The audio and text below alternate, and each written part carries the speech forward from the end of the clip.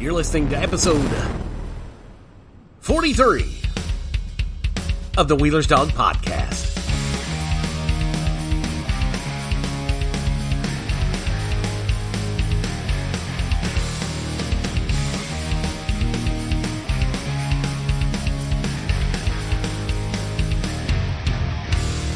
Hey, welcome to the Wheeler's Dog Podcast. My name is Eugene B. Sims. Thank you for joining me. Yeah, and I'm in a much better mood. Maybe you can hear it in my voice, but I'm smiling. I am smiling because all the troubles of last week are behind us. I don't know what your week was like last week, but I know a lot of people that just really had crappy weeks. I mean, everything from the boss at the repair center that I work for in Raleigh, everybody in this house. I mean, it was just a nasty week. Well, first of all, I noticed something in the driveway. See, we have two driveways. One, the lower drive with the carport, with the split level house, and the upper drive over here by the pool and the game room. I'm looking right out into the top driveway. And I noticed that the ground was wet. You know, I drove in Monday afternoon and the ground was wet. And I was like, wow, yeah, I encountered some rain coming home, but the roads here look dry as a bone, but our driveway was wet. And I was like, well, it's not really in the shade. I didn't think that much about it. I just asked Chiggs, I was like, hey, did it rain? You know, what's going on?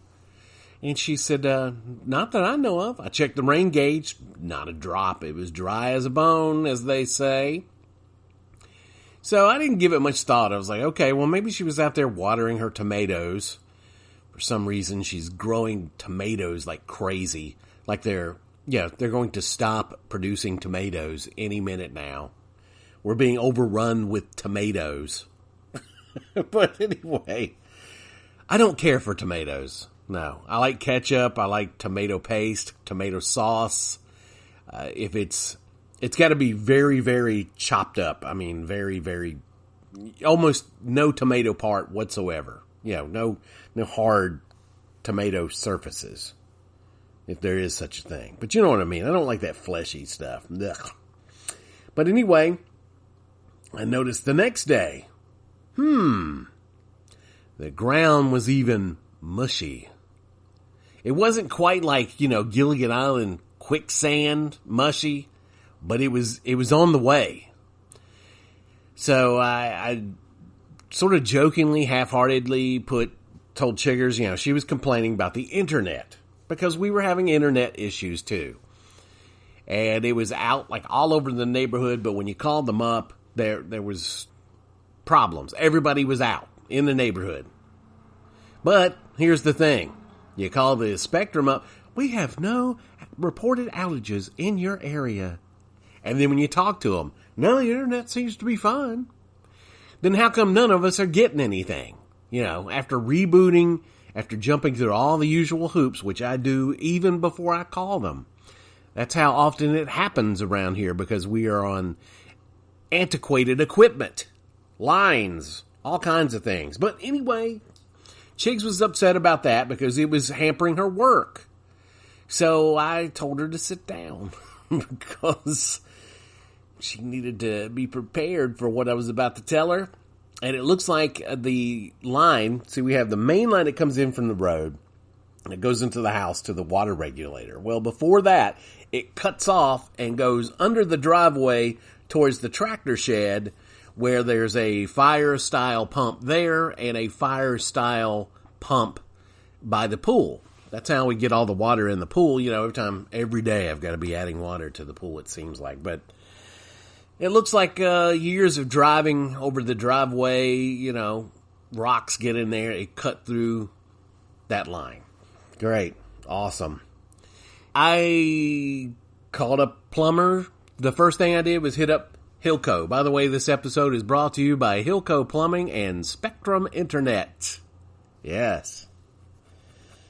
But called Hillco up. He's right down the street from us. And I've seen his sign, on his fence since I've lived here. So I always made a mental note. if I need plumbing, why not spend money with a neighbor? You know what I mean? Keep it local, as they say. Why not help out your neighbors? And, he might be more apt to help me out. Anyway, I cut off the water. Got on the horn. He said he would be at the house late afternoon, early evening. Well, the mill, of course, she's got to have water. Got to have water. So she grabbed a 2.5 gallon thing of water that we keep in the game room. Drinking water. You know what I mean? I don't like drinking that stuff out of the tap. I mean, the Davidson County water is not so great, but she took it. It's amazing. She can carry 2.5 gallons of water, but, a trash can full of aluminum cans, empty aluminum cans, well, that's just too heavy to put into the recycling bin. Yeah, she was using that water for washing her hands. And, believe it or not, still rinsing dishes before putting them into the dishwasher. In about 4 hours, she went through that 2.5 gallons. And Chigs just couldn't believe it. Chigs gave her hell. I wasn't going to say anything because I knew it was going to be gone in no time flat. But Chigs gave her hell. I mean, we just couldn't believe it. Like, good God. Is this an indication? What if water is running constantly? Because I know I've said it before, when we put in the faucet, every time she goes by that faucet, she's got to run some water. In the bathrooms in the morning. Psh, psh, psh. We don't understand it. Constantly running water. I don't know. I don't know. I don't know if in like years ago in a childhood that maybe she was water deprived and she didn't have running water. Maybe they had to go walk 2 miles to the river to get water. We couldn't believe it. So we had those internet problems. And so we got on the horn with Spectrum. Well, first of all, Chig started it all. I'm going to throw her under the bus. She started it all. Because I will call, and I've spent time on the phone with them calling to keep her from getting angry. But it was happening so much that one day that she had to call. I mean, it was out. All the neighbors were out. But she had to call. And of course, the guy's got her on the phone, and he's got her jumping through all the hoops. I was like, there's no point in jumping through all the hoops. If the neighbors are out, no matter what hoop we jump through, we're still going to be out. So we were out of internet. So at 9 o'clock, we decided to call it a day and go to bed. But he had somebody come out. And of course, the Spectrum guy arrived the same morning as plumbing day. Now, the plumber said, yeah, I'll be here tomorrow to fix it. He never gave a time. I never asked. Silly me. First of all, we had the water on in the morning, so Chigs and I could take our showers, then cut off the water heater. Well, as it's time to cut off the water and the water heater, the internet guy, the Spectrum, came up. I'm just walking around the house, going to turn the water off. There he is, trying to find us, because our address is, one of the letters is like broken off, and so it gives you the impression you're at the wrong address, so I've got to do something about that. I go to turn the water off, and here he comes, and I'm trying to tell him what's going on, and blah, blah, blah. Then I go back and turn the water off, but I forgot to turn off the water heater. Yes, I got sidetracked. And when I get sidetracked, I will forget things. And I forgot to turn off the water heater, and not fun. But again, just walk around the house with the Spectrum guy, turning the water off. I mean, the humidity here had me soaked. I mean, it was like Georgia humidity out there. My pores opened up, the sweat floodgates, and it was on. I took a shower that morning, but I shouldn't have. I dried off in the game room, and it was weird. My body was crusted with salt, like I was a big human margarita glass. Later on, Chase calls me. She's like, Matthew went to go turn on the water heater to take a shower and said it was on. And I was like, oh, crap. Not good. But, and the other thing with the Spectrum dude, he was alone. He is, usually they call in a backup person, but he was having the kind of week that we were having, and his backup person was knee deep in some other problem. So he couldn't come help him. And what that means is he was dropping a new line. First of all, the connections at the pole, the first pole, not good. He replaced all that.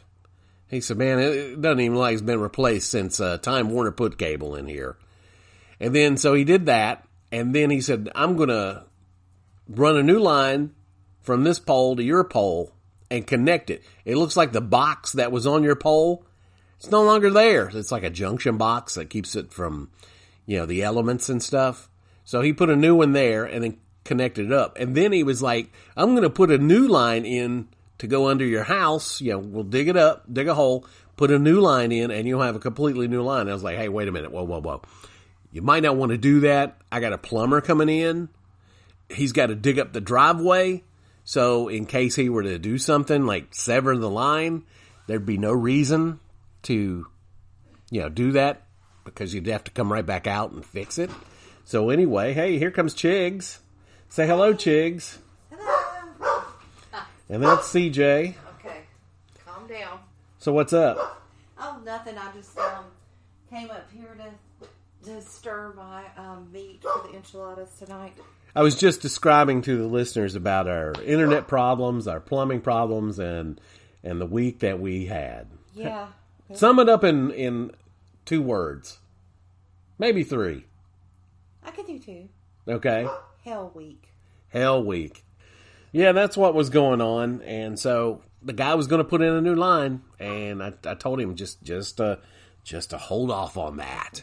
The oldest, longest, continuously running pop culture podcast in North Carolina, The Less Desirables, brings you the movers and shakers that make Winston-Salem unique. Available everywhere you find podcasts and at tldpodnetwork.com. Sorry about that. I got interrupted, and then I just decided to take a break. But as I was trying to tell you, the guy didn't have his backup dude because he was knee-deep in somebody else's problems.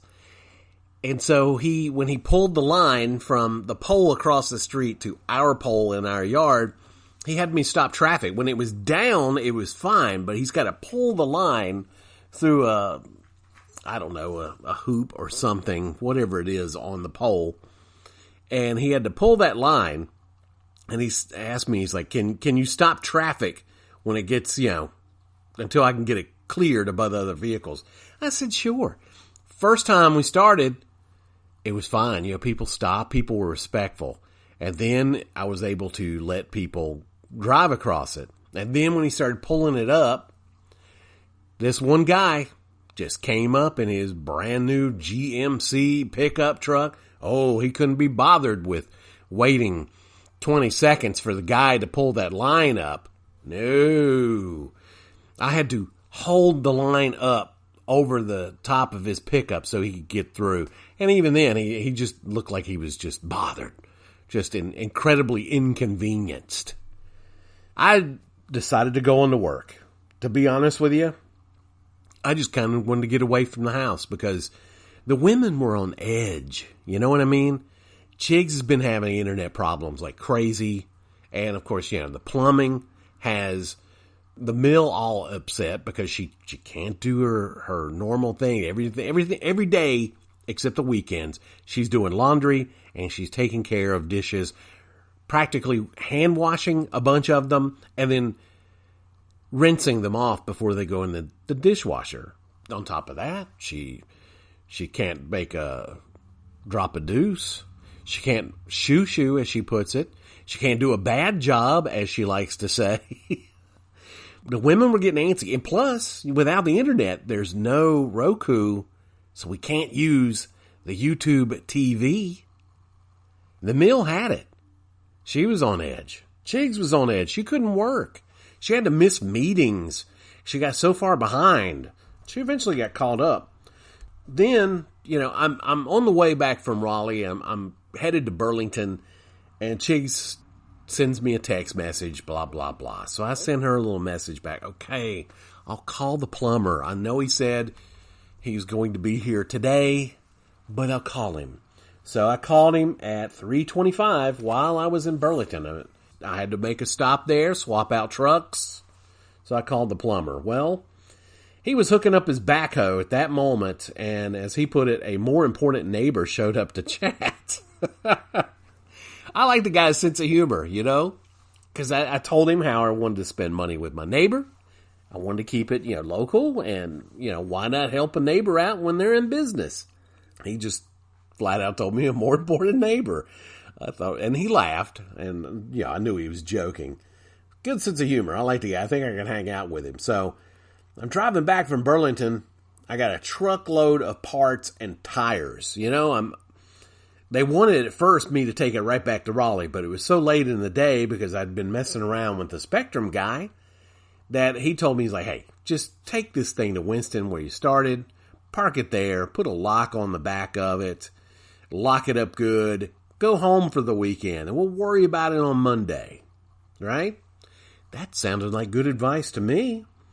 As I'm driving this truckload of parts and tires, and there was like even fender wells for tow dollies and things in the back of the truck, I got a phone call from Chigs. The plumber had cut through the internet cable. Yeah. She was working, and she lost everything, and the plumber just cut right through it. And, of course, it was right where the damn leak was. So I pulled off the I-40 to a rest area. It was just handy, and I called up Spectrum. I ended up talking to an actual technician. He said that he didn't have time to get to it today. He was in Greensboro, but what he was going to do was he was going to put it on the queue and put it like escalated so the appointment can happen that day. Well, it wasn't possible. I got an automated message for an appointment Saturday at 1 p.m. And, of course, Chigs was thrilled because first thing she's thinking, I was like, well, I guess I got to take Monday off, maybe Tuesday. Panic had already set in. She was, well, to be honest with you, she was exasperated.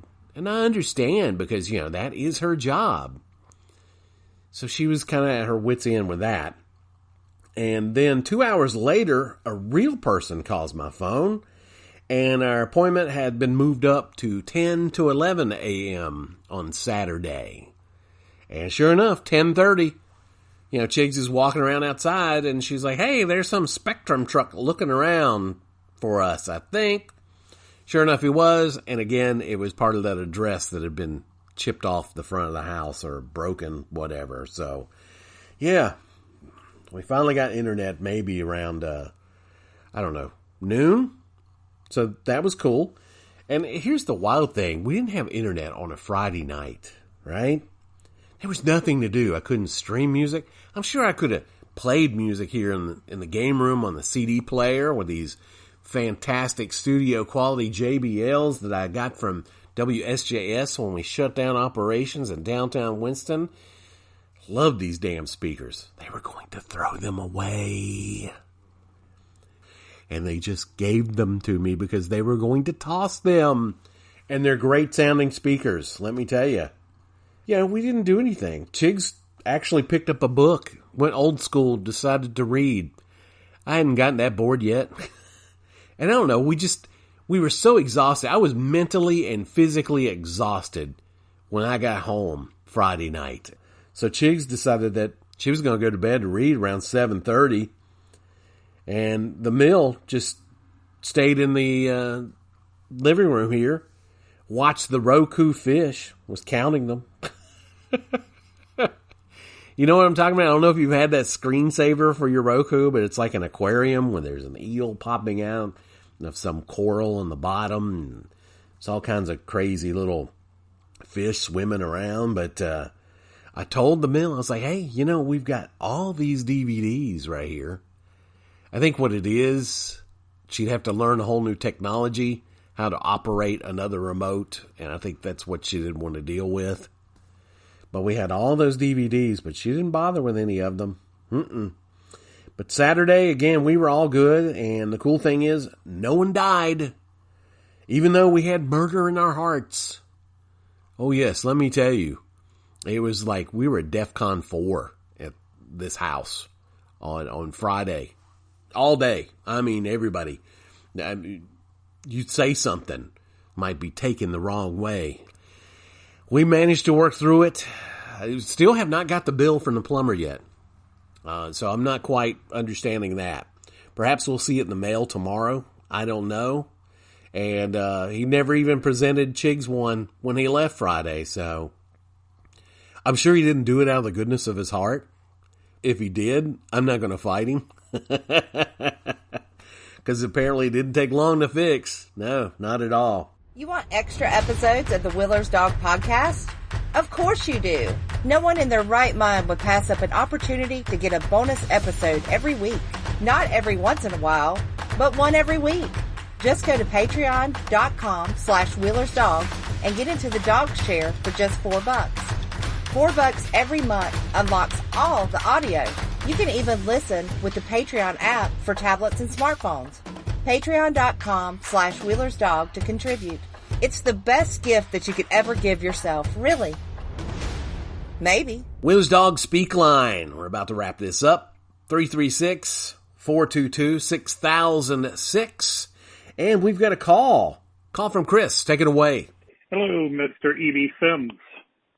Wanted to share a story with you about a DOT physical that I recently had.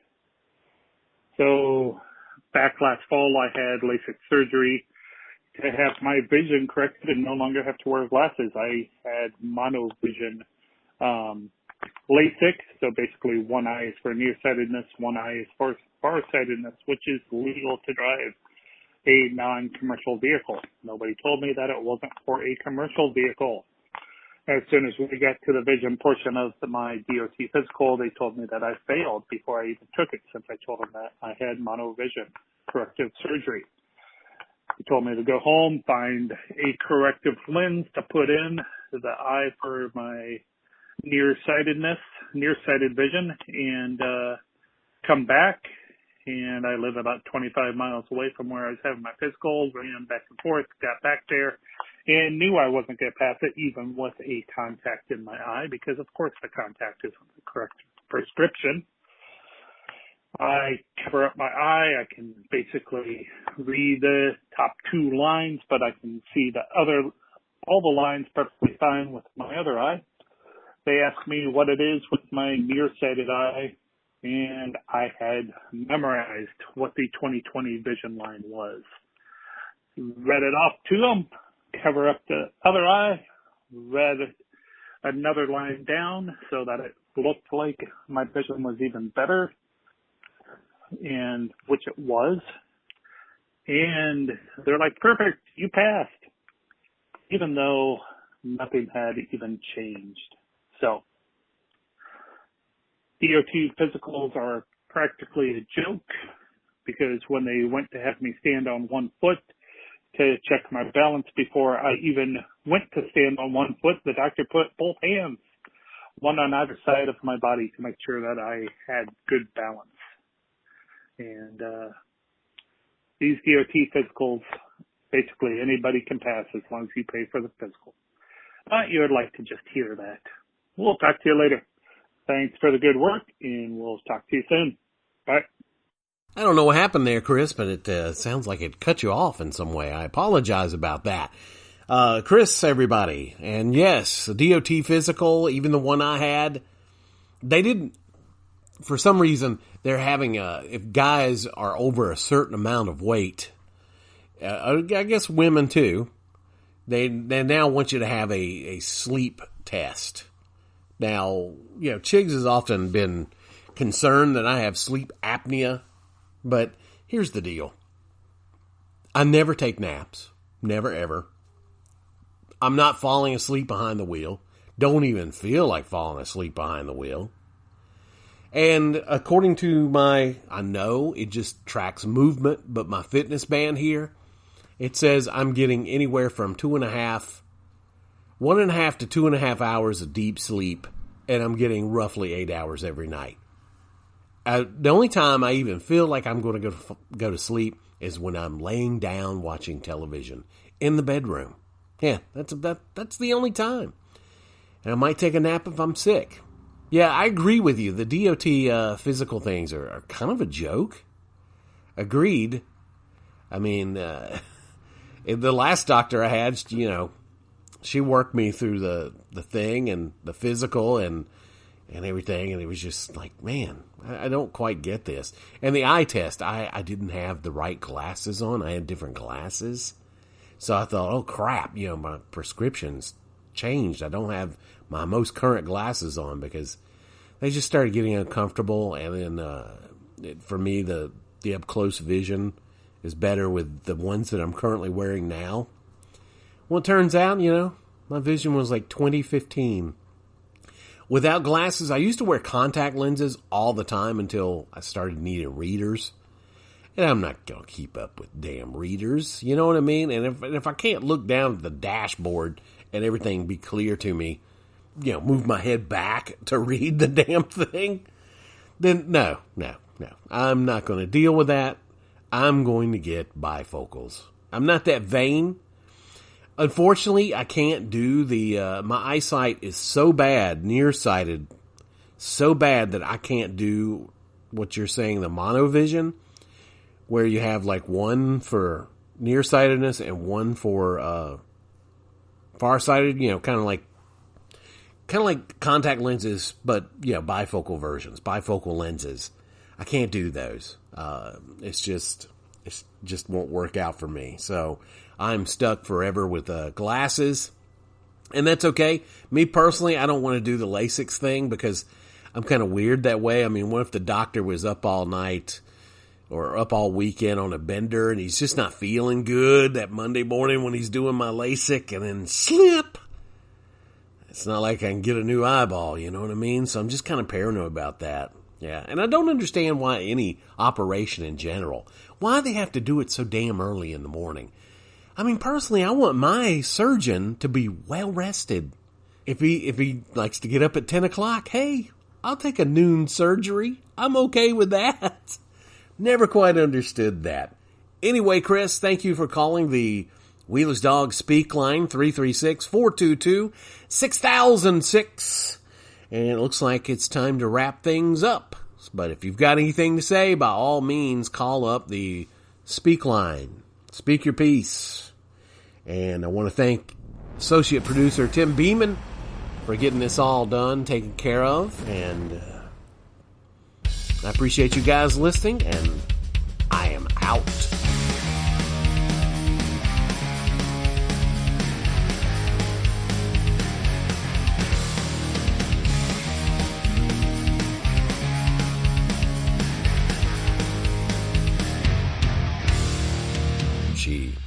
She can't make a drop a deuce. She can't shoo-shoo, as she puts it. She can't do a bad job, as she likes to say.